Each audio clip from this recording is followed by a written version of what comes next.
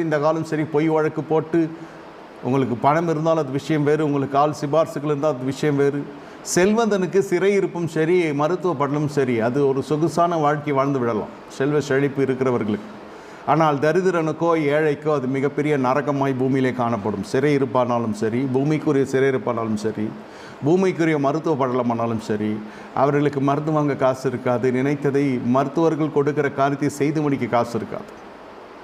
இந்த வியாதி எனக்கு வரலாமா, இந்த சோதனை எனக்கு வரலாமா, கர்த்தர் தெரியவில்லையா, கர்த்தருக்கு கண் இல்லையா, இப்படிப்பட்ட சுவாசங்களாக எழும்புவதற்கான காரணம் என்னவென்றால் அவனிடத்தில் இருப்பு இல்லை. அவன் என்ன செய்வான்? எவ்வளோதான் கடன் வாங்க முடியும்? வாங்கின கடனை அடைக்க வேண்டும் அல்லவா?